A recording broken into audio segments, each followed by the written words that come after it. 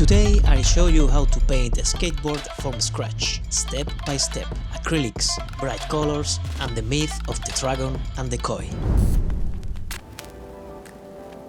Before painting, it's good to define the concept. According to Japanese legend, the koi fish swims upstream against strong currents, all the way back to the top of the river. If it reaches the top, it transforms into a powerful dragon.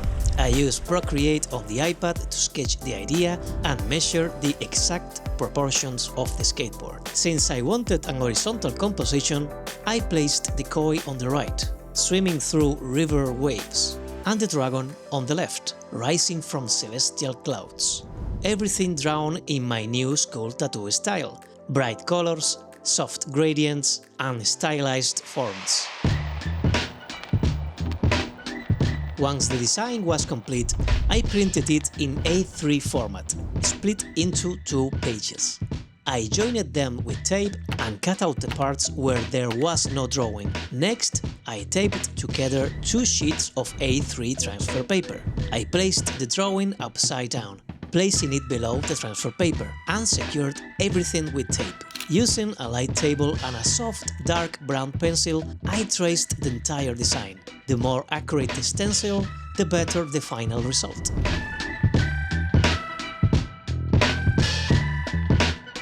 The skateboard I use already had one of my old designs on it, a Japanese new school piece with 3 hanja masks and 2 snakes.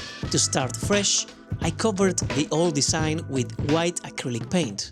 I used a large flat brush, always painting in the same direction. Once dry, I carefully positioned the stencil on top of the board, secured it with tape and began tracing. I used a blue pen. It's important to pick a color different from black. That way you can clearly see what's already traced and what's left. Also, make sure to press firmly so every part of the stencil transfers properly. When I finished, I removed the stencil and checked everything. Then I added a few layers of watered-down yellow acrylic. First, to lock in the pencil lines. Second, it helps make all the next color pop more, bright and vibrant. I started applying the base color from less important to more important areas, from background to foreground.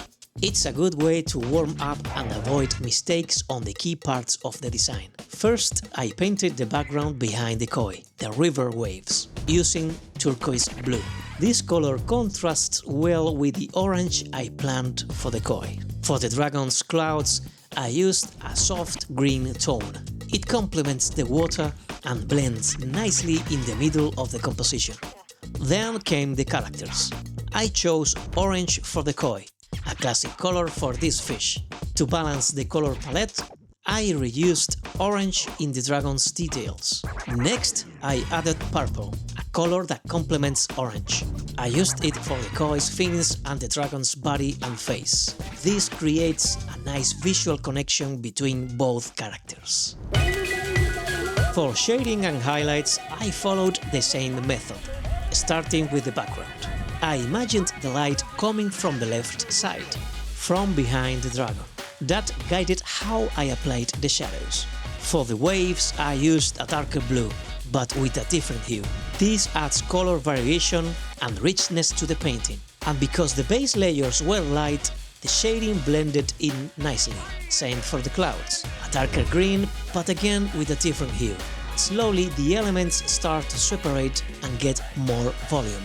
Instead of using darker versions of the same colors, I mixed in other shades, like darker blue for the purple areas and the same for the orange parts.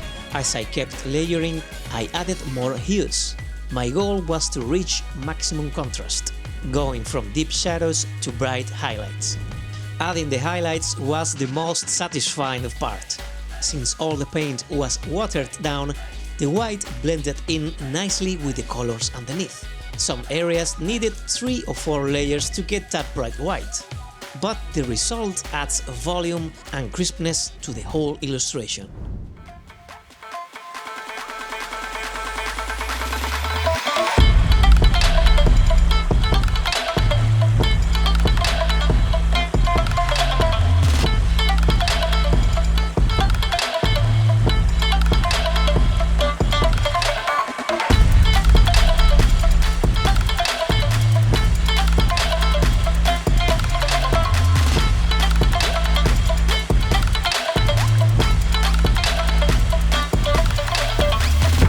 like this video, watch the one where I paint t-shirt using bleach and fabric paint.